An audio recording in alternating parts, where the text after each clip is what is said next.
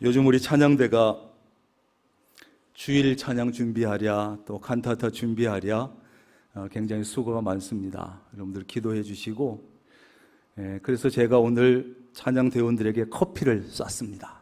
커피를 박수 치라고 한 건 아니고, 몇 주 전에는 우리 교회학교 교사들에게 커피를 제가 대접을 했는데, 오늘은 우리 찬양대원들에게 커피를 대접했는데, 제가 열심히 돈 벌어가지고 다음에는 씹을 수 있는 것도 좀 드리겠습니다.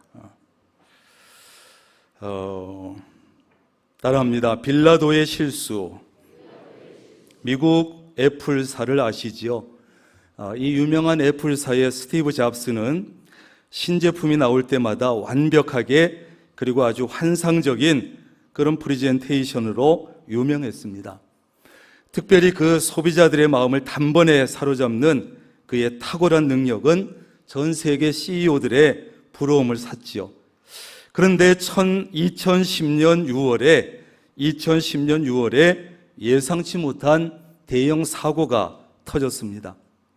이제 스티브 잡스가 그날도 신제품 아이폰 4를 그 기능을 발표하려는 순간에 무선 인터넷을 사용할 수 없었어요.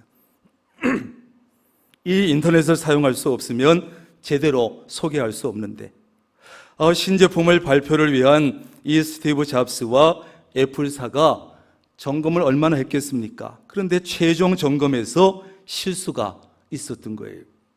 문제의 원인은 뭐였냐 하면, 그 자리에 수많은 사람이 참여했는데 무려 570명이 동시에 무선 인터넷을 사용했기 때문에 문제가 생긴 거예요.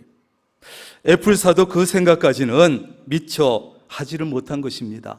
물론 스티브 잡스는 특유의 임기응변을 발휘해서 위기를 넘겼지만, 이 사건은 스티브 잡스의 명성에 큰 오점이 되고 말았습니다. 그렇습니다, 여러분. 실수하지 않는 사람은 없습니다. 어떤 사람은 자기는 마치 평생 실수하지 않는 사람처럼 얘기하지만 실수하지 않는 사람은 없습니다. 누구나 실수하지요. 하나님 외에는 다 실수할 때가 있습니다. 하나님은 실수하지 않으신다, 찬양하듯이. 그러나 정말 실수하면 안 되는 치명적인 실수가 있습니다. 오늘 말씀 속에 바로 그런 엄청난 치명적인 실수를 저지른 한 사람이 나오는데, 그가 바로 로마 총독 빌라도라는 사람입니다. 그렇다면 이 빌라도는 어떤 실수를 했습니까? 하나님의 아들이시고 죄라고는 전혀 없으시고 죄는 짓지도 않으시고 죄가 무엇인지도 알지 못하시는 예수 그리스도에게 사형 선고를 내린 거예요. 이런 실수가 어디 있습니까? 물론 이것은 인류를 구원하시기 위한 하나님의 큰 계획 속에 되어진 일입니다. 그러나 빌라도의 사형 선고로 예수님은 십자가에 달려 죽으셨습니다. 빌라도는 왜 그런 엄청난 실수를 했을까? 왜 그는 돌이킬 수 없는 실수를 했을까? 그는 예수님의 재판 과정에서 몇 가지 실수를 했어요. 첫째, 빌라도는 종교 문제를 정치적으로 이용했습니다. 그 당시 유대나라 최고의 의결기관은 산헤드린 공의회인데, 여기에서 예수님의 죄명을 신성모독죄라고 했습니다. 왜냐하면 목수의 아들 예수가 인간인 지 주제에 감히 자신을 하나님의 아들이라고 주장하고 신격화했다는 것이죠. 신성모독죄를 예수님에게 뒤집어 씌운 거예요. 진실을 말했는데. 그 유대인들이 주장한 신성모독과 로마 총독과 로마어는 사실 아무런 상관이 없습니다. 로마의 신은 황제입니다. 그 당시에는 로마의 신은 황제이기 때문에 로마 황제를 욕하거나 모욕하거나 이렇게 하지 않는 한 신성모독은 성립되지 않아요. 그러나 빌라도는 예수님에게 사형을 선고했습니다. 그는 유대인의 종교 문제를 정치적으로 교묘하게 이용한 것이죠. 정치인들이 종교를 교묘하게 이용하는 일들이 역사적으로 참 많습니다. 지금도 그런 일들이 일어나고 있습니다. 정치인들은 정권을 얻기 위해서, 정권을 유지하기 위해서, 권력을 얻기 위해서, 권력을 지키기 위해서 수단 방법을 가리지 않기 때문에 종교라도 이용합니다. 그러나 정치가 종교를 이용하려고 해서도 안 되고, 종교가 정치 권력을 이용하려고 해서도 안 됩니다. 그러면 정치도 망하는 것이고 종교도 망하는 것이에요.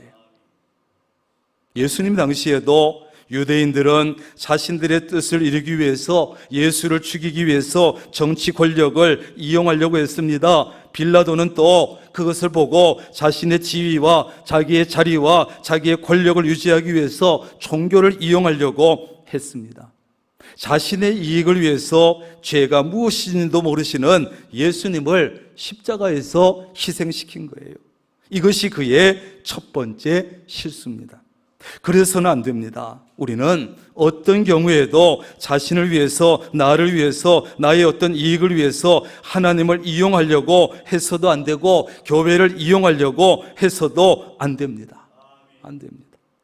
우리는 오히려, 우리가 진정한 그리스도인이라면 오히려 하나님의 선한 도구가 되어서 하나님께 쓰임 받으려고 해야 합니다. 하나님, 나를 사용해 주세요. 하나님, 나를 이용해 주세요. 내가 하나님께 이용달랑하려고 해야지, 하나님을 이용하려고 해서는 안 되는 것이에요. 하나님, 나를 사용해 주세요. 하나님의 선한 뜻을 이루기 위해서 교회에 쓰임 받으려고 해야 합니다. 목사님, 나를 사용해 주세요. 내가 뭘 하면 좋을까요? 내가 무엇을 봉사하면 교회에 유익할까요? 하나님, 나를 사용해 주세요. 이용해 주세요. 그 사람이 신실한 그리스도인인 거지. 그런 사람이 신실한 그리스도인입니다. 그렇지 않아요, 여러분? 하나님을 이용하려고 하지 말고, 교회도 이용하려고 하지 말고, 하나님께 이용당하려고 해야지, 사용당하려고 해야지 신실한 그리스도인이지. 두 번째 실수는 빌라도가 아내의 충고를 무시했다는 것이에요. 빌라도 총독이 심란한 마음으로 재판석에 앉았을 겁니다.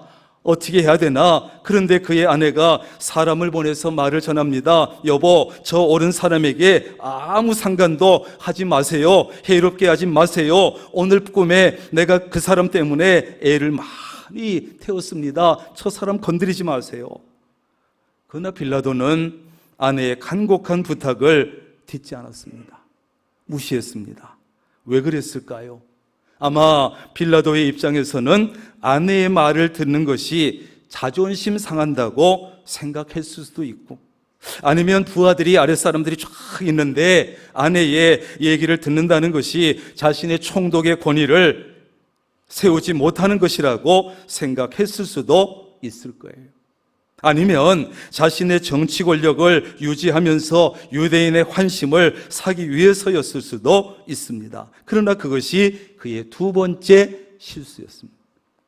우리도 여러분 삶을 살다 보면 중요한 결정을 앞에 두고 있을 때가 있습니다. 이렇게 해야 되나? 저렇게 해야 되나? 그때에 우리 주변에 있는 다양한 사람들이, 부모가, 자식이, 친구가, 다양한 사람들이 충고를 해주고 권면을 해줍니다. 들을 수 있습니다. 그때 그들의 말을 무시하지 말아야 돼요. 우리가 중요한 결정을 앞두고 있을 때 하나님께서 직접 우리에게 나타나셔서 누구야, 동성아, 이렇게 하거라, 저렇게 하거라 정해주시면 얼마나 좋겠어요. 우리는 답답할 때가 있잖아요. 하나님의 뜻이 도대체 무엇일까? 하나님이 쫙 나타나가지고 구약시대처럼 이렇게 해라 저렇게 해라 하시면 얼마나 좋겠습니까? 그러나 하나님은 지금 이 시대에 그렇게 하지 않아요. 하나님은 주변 사람들의 입을 통해서 우리에게 말씀하실 때가 많아요. 아내든 남편이든 자녀든 누군가 주변 사람들을 통해서 하나님께서 그 입을 통해서 우리에게 말씀해 주신다고, 또는 목사의 설교를 통해서 말씀하실 수도 있습니다. 그러나 그때 우리는 무조건 따르는 것이 아니라 분별력을 가지고 들어야 하는 거예요. 왜냐하면 하나님께서도 우리가 결정 앞에 있을 때 누군가의 입을 통해서 우리에게 말씀하시지만 사탄도 그럴 때마다 누군가의 입을 통해서 우리에게 속삭이기 때문에 그래요. 하나님도 누군가를 통해서, 사탄도 누군가를 통해서 우리의 귀에 대고 얘기한다고요. 그래서 우리에게 무엇이 필요하다? 분별력이 필요한 거예요. 달콤하다고 해서, 그 사람의 말이 그럴듯하다고 해서 내가 듣기에 참 좋고 내 욕심과 맞아떨어지고 내가 듣기 좋다고 해서 그 말을 따르면 안 됩니다. 옳은 말이라면 들을 때 좀 쓰지만, 기분도 나쁘지만, 마음도 아프지만, 상하지만, 내 뜻과 다르지만, 내 욕심과 맞지 않지만 무시하지 말고 따라야 합니다. 옳은 말이라면. 그 사람이 지혜로운 사람이에요. 세 번째 빌라도의 실수는 자신의 양심을 외면했다는 것이에요. 하나님은 모든 인간에게 양심을 주셨는데 빌라도에게도 양심이 있었을까요? 없었을까요? 있었습니다. 빌라도의 보고서라고 하는 문서가 있습니다. 이것은 빌라도가 직접 그 당시 황제에게 자기가 다스리는 지역에 대한 내용들을 적어서 편지 형식으로 보고한 것이에요.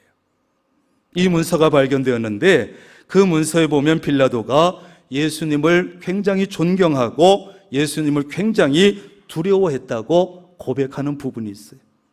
그리고 빌라도는 예수님에게 죄가 없다는 것도 알고 있었어요. 그래서 예수님을 사형시키는 것에 대해서 양심의 가책과 번민이 굉장히 있었을 거예요. 그래서 어떻게 하든지 예수님을 사형시키지 않으려고 애를 썼습니다. 명절 전례에 따라 통독의 권한으로 죄인을 풀어줄 수 있을 때 예수님을 풀어주려고 했습니다. 그러나 결국 빌라도는 양심을 외면하고 예수님을 십자가에 못 박히도록 넘겨주고 말았어요. 이것이 빌라도의 세 번째 실수였습니다. 우리도 여러분 선한 일과 악한 일 앞에 섰을 때, 두 가지의 결정의 갈림길에 섰을 때 양심의 소리가 들려옵니다. 그때 우리는 양심의 소리를 들어야 합니다. 왜? 양심은 하나님께서 주신 것이기 때문에. 무슨 일을 할 때 1차로 걸러주는 필터 역할을 양심이 해주기 때문에. 우리가 외면해서 그렇지 양심의 소리는 거의 정확합니다. 못 들은 척해서 그렇지. 빌라도가 양심의 소리만 따랐더라도 그 엄청난 실수를 하지 않았을 것인데, 우리는 양심의 가책을 느낄 때 외면하지 말고 양심에 따라 여러분 행동할 수 있기를 바랍니다. 네 번째 빌라도의 실수는 뭐냐? 속죄관이 잘못되었어요. 속죄관이. 빌라도는 죄 없는 예수님을 십자가형에 내주고 나서 무엇을 합니까? 대야에다가 물을 떠오게 해서 손을 박박 씻으면서 무리에게 이렇게 말합니다. 나는 이 사람의 피에 대해서 무죄하다. 나는 이 피에 대해서 죄가 없다. 그렇게 선언했어요. 지금도 그래서 지옥에 가보면 빌라도가 물을 떠놓고 손을 박박 하루 종일 씻고 있대요. 내가 왜 그랬을까? 내가 왜 그랬을까?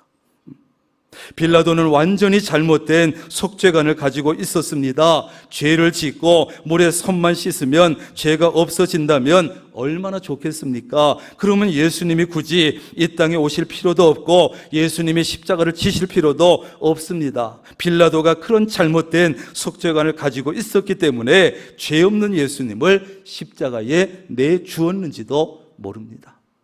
손 씻으면 되겠지. 죄 사함을 받는 것은 여러분 물에 손을 씻는 것으로 절대 안 됩니다. 피부가 다 벗겨지도록 박박 씻어도 절대 죄는 없어지지 않습니다. 중세시대처럼 많은 돈을 주고 면죄부를 산다고 해도 죄 문제는 절대로 해결되지 않습니다. 아무리 많은 선을 행하고 여러분이 공적을 쌓아도 죄 문제는 절대로 해결되지 않습니다. 죄는 오직 십자가에서 죽으신 예수 그리스도의 보혈을 통해서 씻겨지는 줄로 믿습니다. 이런 올바른 속죄관을 가지고 예수 그리스도를 영접하고 예수 그리스도를 믿을 때 죄 문제는 깨끗이 해결될 줄로 믿습니다. 마지막 빌라도의 실수는 다수의 소리에 굴복했다는 것이에요.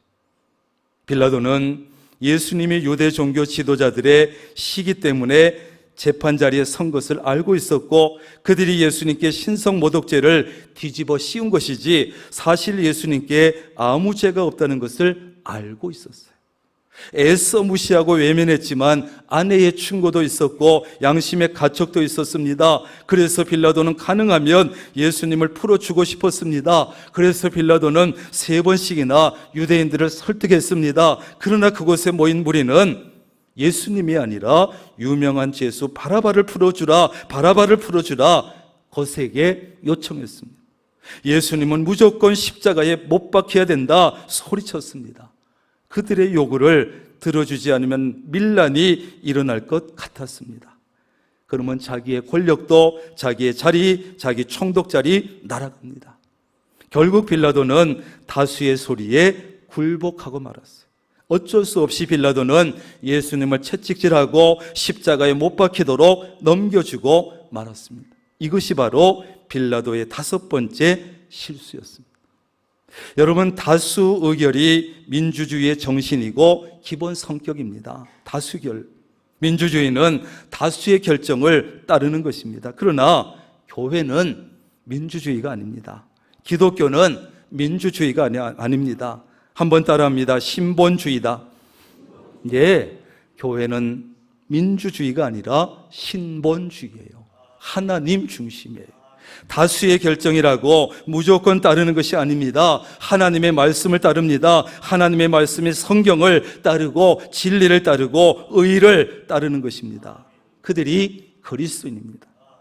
소수의 목소리라 할지라도 그 소리가 옳은 것이라면 그것을 따르는 것입니다.